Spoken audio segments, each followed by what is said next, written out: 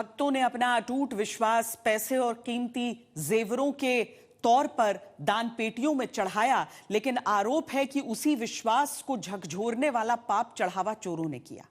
इसीलिए एसआईटी बनी। 6 दिन जांच के हो चुके हैं। सवाल यही है कि राम के नाम पर क्या मर्यादा का हरण किया गया, और किया गया तो किसने किया?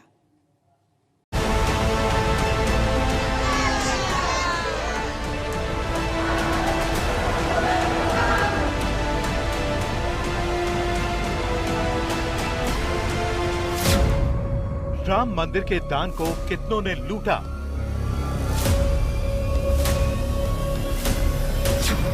राम भक्तों का दान किसने लूटने दिया?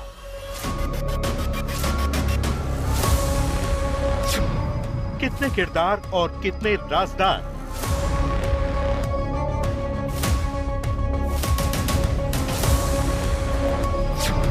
क्या गुनहगारों के चेहरे होंगे बेनकाब? हे राम, चोरी किसका काम? आरोप यही है कि आस्था के जिस मंदिर में राम भक्तों ने चढ़ावा चढ़ाया, उसी राम मंदिर में बीते 8 महीनों से दान पेटियों से चढ़ावे की रकम को चोर हजम कर रहे थे। चोर दान पेटियों को खाली करते रहे और जिम्मेदार आंख मूंदे बैठे रहे। अब चढ़ावा चोरी के इन्हीं सनसनीखेज आरोपों की जांच एसआईटी कर रही है। शुरुआती जांच में एसआईटी को शक है कि सुनियोजित साजिश के तहत सिंडिकेट बनाकर राम मंदिर के चढ़ावे की राशि और जेवरात पर हाथ साफ किए गए। यही वजह है कि राम मंदिर ट्रस्ट और उससे जुड़े जिम्मेदारों की भूमिका सवालों के घेरे में है। सवाल यही है कि प्रधानमंत्री मोदी के मिशन राम मंदिर में पलीता कौन लगा रहा है? किसने राम भक्तों की आस्था से खिलवाड़ किया है? कौन है वो चढ़ावा चोर जिसने राम मंदिर की दान पेटियों को भी नहीं छोड़ा? ये तब है जब राम जन्मभूमि आंदोलन से लेकर राम मंदिर के निर्माण ने भारतीय जनता पार्टी के चमत्कारी उत्थान की पटकथा लिखी। तो क्या राम मंदिर में हुए चढ़ावा चोरी कांड ने विपक्ष को बैठे बिठाए अगले साल होने वाले विधानसभा चुनाव का बड़ा मुद्दा थमा दिया? भाजपा का धर्म का मतलब धन है। आरएसएस और बीजेपी और बीएचपी के लोग संगठित लूट कर रहे हैं, चोरी कर रहे हैं। भाजपा जो है राम के नाम पर व्यापार करती। बेईमानों के खिलाफ, चंदा चोरों के खिलाफ एफआईआर दर्ज करके इनकी तत्काल गिरफ्तारी होनी चाहिए। एसआईटी जांच दूध का दूध और पानी का पानी करके रहेगी। आरोप प्रत्यारोप को सियासी चश्मे से देखा जा सकता है, लेकिन राम मंदिर के दान से हुए खिलवाड़ का मामला जितना संगीन है, उससे कहीं ज्यादा सनसनीखेज है, क्योंकि चढ़ावा चोरी के आरोपों की आंच राम मंदिर की देखरेख करने वाले जिम्मेदारों तक पहुंच रही है। सबसे पहले आरोपों के कटघरे में खड़े किरदारों के बारे में आपको बताते हैं। किरदार नंबर 1, नाम चंपत राय, आरोप चढ़ावे की चोरी में शामिल। किरदार नंबर 2, नाम टिन्नू यादव, आरोप चढ़ावा चोरी का मास्टरमाइंड। किरदार नंबर 3, नाम गोपाल राव, आरोप राम भक्तों के दान को लूटा। किरदार नंबर 4, नाम अनिल मिश्रा, आरोप चढ़ावा चोरी में कमीशन खाया। राम मंदिर की दान पेटियों से चढ़ावे की चोरी के आरोपों की जांच कर रही एसआईटी ने आज भी संदिग्धों से पूछताछ की। एसआईटी चढ़ावा चोरी के पूरे खेल का पर्दाफाश करने के लिए सबूत जुटाने में जुटी है। इसी कड़ी में राम मंदिर के जिम्मेदारों से एसआईटी टीम पूछताछ कर चुकी है। राम मंदिर की दौलत लूटने वाले गुनहगारों के चेहरों को बेनकाब करने के लिए एसआईटी कई एंगल से जांच कर रही है। आज एसआईटी ने राम मंदिर में राम भक्तों की तरफ से चढ़ावे के तौर पर चढ़ाए जाने वाले जेवरात का पूरा सिस्टम समझा। मतलब दान में आने वाले जेवरों का हिसाब किताब कैसे किया जा रहा है और खुलासे से पहले जेवरों पर हाथ कैसे साफ किया गया। आरोपों की जांच करते हुए एसआईटी ने राम मंदिर की दान पेटियों का साइज चेक किया, ताकि पता चल सके कि दान पेटियों में कितना चढ़ावा आ सकता है। जांच टीम ने सीसीटीवी और दूसरे निगरानी इंतजामों की जांच भी की। बड़ी बात यह है कि एसआईटी ने बीते कुछ सालों में मंदिर ट्रस्ट की तरफ से खरीदी गई जमीनों की डिटेल को खंगाला, क्योंकि आरोप ये भी है कि कौड़ियों के भाव की जमीन मंदिर ट्रस्ट से जुड़े जिम्मेदारों ने ऊंचे दामों पर खरीदी। शुरुआती जांच में क्या खुलासे हुए हैं वो हम आपको बताते हैं। जांच के दौरान राम मंदिर ट्रस्ट से जुड़े जिम्मेदार चढ़ावे की जेवरातों का हिसाब किताब देने में नाकाम है, इस तरह की खबरें आ रही हैं। यही नहीं, मंदिर ट्रस्ट की तरफ से खरीदी गई जमीन को लेकर भी कई संगीन आरोप हैं। ऐसे में एसआईटी 2021 से अब तक खरीदी गई जमीन के दस्तावेज खंगाल रही है, खरीद में शामिल जिम्मेदारों से पूछताछ कर रही है।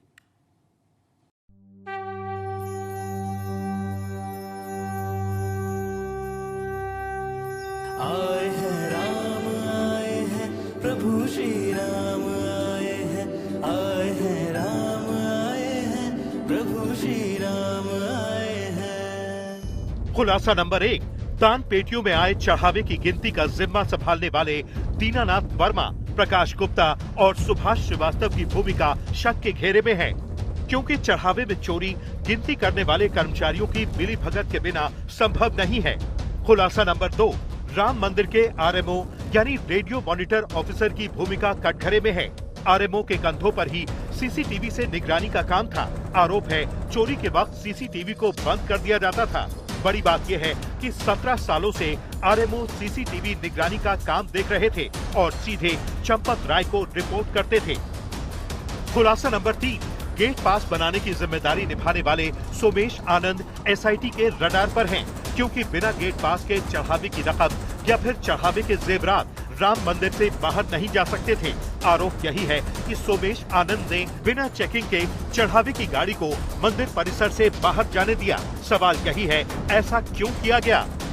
खुलासा नंबर 4, राम जन्मभूमि थाने के प्रभारी को चढ़ावे की चोरी के पूरे खेल के बारे में पता था, बावजूद इसके थाना प्रभारी ने कोई कार्रवाई नहीं की। एसआईटी की जांच में थाना प्रभारी की भूमिका भी शक के घेरे में है। तफ्तीश के बाद ही चढ़ावा चोरी कांड की पूरी सच्चाई दुनिया के सामने आएगी, लेकिन आरोपों में घिरे जिम्मेदार खुद को बेदाग बता रहे हैं। जो हमारे ऊपर सोशल मीडिया के कारण आरोप लगाए जा रहे हैं वो सब निराधार है, ये गलत है। हमारे मकान के बारे में जो दिखाया जा रहा है वो भी गलत है। आज हमारे ऊपर जो आरोप लग रहे हैं 50 करोड़ की संपत्ति, वो सब निराधार है। जो हमारे ऊपर आरोप लगा रहे हैं लोग 50 करोड़ की संपत्ति है, वो तो भगवान जान रहे हैं सारा। इन लोगों को सफाई देने का क्या मतलब है हमारा, कि भगवान इनका निर्णय करेंगे। राम मंदिर के चढ़ावे में चोरी कांड का खुलासा होने के बाद मंदिर में दान करने वाले राम भक्तों ने जिम्मेदारों पर सीधे सवाल उठाए हैं, तो दूसरी तरफ राम मंदिर में चढ़ावा भी घट गया है। जांच के बीच अब मंदिर आने वाले राम भक्तों की संख्या और चढ़ावे में कमी आई है। पिछले कई महीनों से हर महीने औसतन 7 करोड़ रुपए के आसपास दान राशि मिल रही थी। पिछले एक पखवाड़े में ये आंकड़ा घटकर करीब 1.5 करोड़ रुपए तक पहुंच गया है।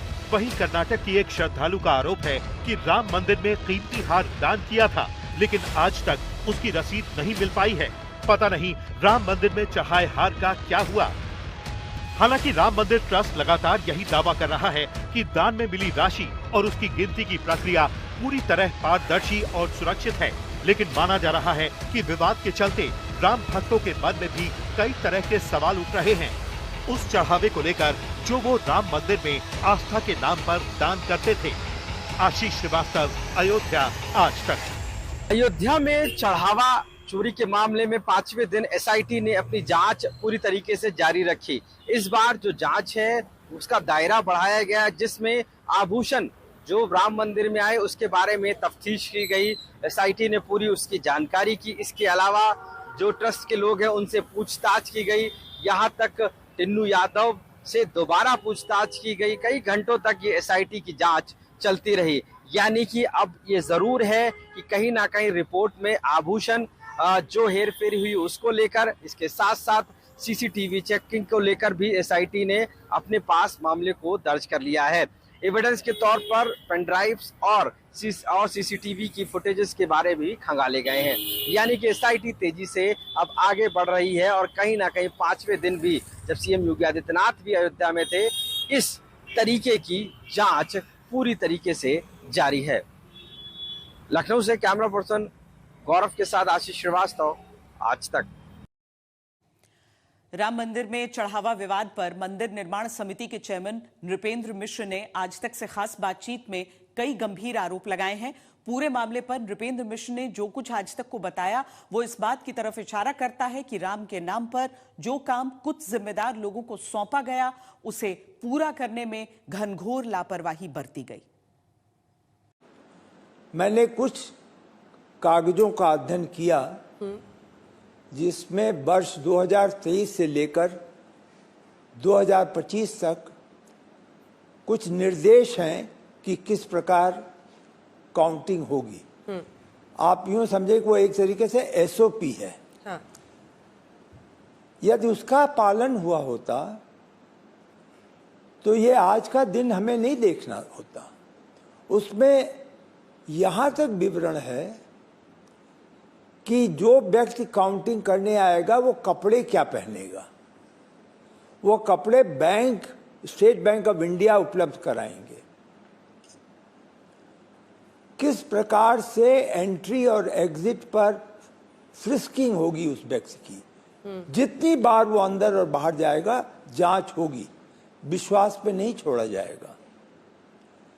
लेकिन अनौपचारिक रूप से मुझे जो पता लगा है जी, कदाचित इन कागजों का कोई अनुपालन नहीं हुआ है, कोई भी अनुपालन नहीं हुआ है। और बैंक की जो जिम्मेदारी थी और प्रमुख जिम्मेदारी थी, आप विश्वास माने, मैंने वो ट्रस्ट का जो एग्रीमेंट है उसको सही करने में या सुधार करने में मेरा भी हाथ था। जो ट्रस्ट का एसबीआई से एग्रीमेंट है, एसबीआई ने इसको मोस्ट नॉन सीरियस मैनर में इम्प्लीमेंट किया।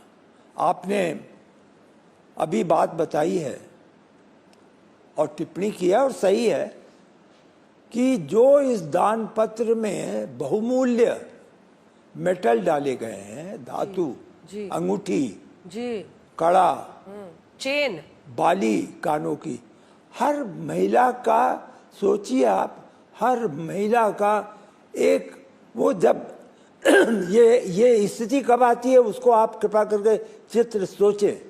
भगवान के समक्ष जब वो महिला पहुंचती है तो उसी समय वो अंगूठी निकाल के इसमें डाल देती है।